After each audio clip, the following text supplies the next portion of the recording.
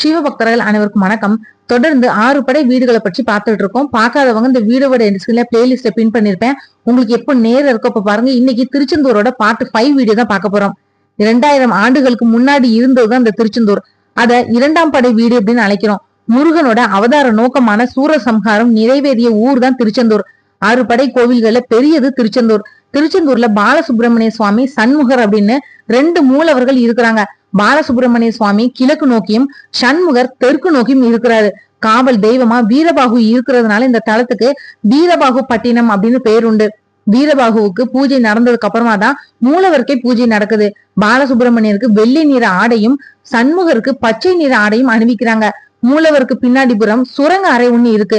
கட்டணம் செலுத்தி உள்ள போனா முருகன் வழிபட்ட பஞ்ச லிங்கங்களை தரிசனம் செய்யலாம். இந்த அறையோட பெயர் பாம்பரை. கோவிலோட இடது பக்கத்துல வள்ளி குகை இருக்கு.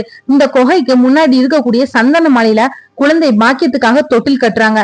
சண்முகர், ஜெயந்திநாதர், குமரவிடங்கர், அலைவாய் பெருமான் அப்படின்னு 4 உற்சவர்கள் இருக்கிறாங்க. இவங்கள்ல குமரவிடங்கரை மாப்பிள்ளை சுவாமி அப்படின்னு அழைக்கிறாங்க. ராஜகோபுரம் 17ஆம் நூற்றாண்டுல கட்டப்பட்டது.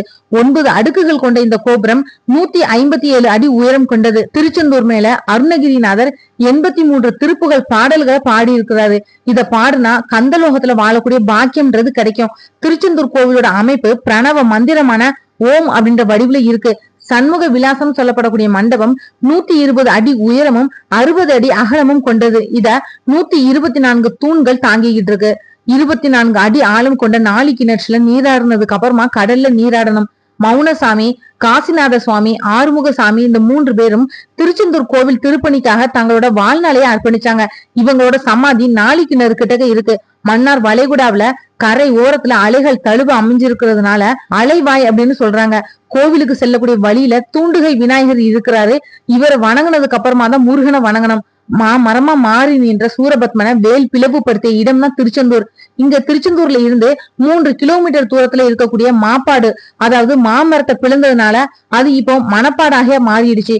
மூடிய ராஜகோபுரம் சூரசம்ஹாரம் முடிந்த மறுநாள்ல நடக்கக்கூடிய தெய்வானை திருமணத்தப்போ திறக்கப்படுது. அதிகாலையில நடக்கக்கூடிய விஸ்வரூப தரிசனத்தை, இது நிர்மாலய பூஜைன்னு சொல்லுவாங்க. இதை பார்க்கறது ரொம்பவே விசேஷம். கால அடிப்படையில ஆதிசங்கரர், அருணகிரிநாதர், குமர குருபரர், பகலிக்கூத்தர், உக்கிர பாண்டியனோட மகள் உள்பட பல அடியார்கள் திருச்செந்தூரானோட அருள் பெற்றவங்க. செந்திலாண்டவருக்கு ஆறுமுக நயினார் அப்படின்னு பெயர் உண்டு.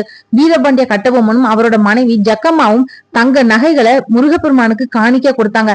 திருச்செந்தூர்ல உச்சிகால பூஜை முடிஞ்சு மணி ஒலிச்சதுக்கு அப்புறமா தான் வீரபாண்டிய கட்டபொம்மன் மதிய உணவே சாப்பிடுவாரு. அதுக்காக 100 கிலோ எடை கொண்ட மணியை ஒலிக்க செஞ்சாரு. ராஜகோபுரம் 9வது அறையில இது இருக்கு. இந்த வீடியோ உங்களுக்கு பிடிச்சதா மத்தவங்களுக்கு ஷேர் பண்ணி விடுங்க. திருச்செந்தூர் பற்றி நிறைய தகவல்கள் உங்களுக்காக காத்துட்டு இருக்கு. மறக்காம இந்த வீடியோட பிளேலிஸ்ட்ல 6 படை வீடுகள் அப்படின்ற தலைப்புல பின் பண்ணிருப்பேன்.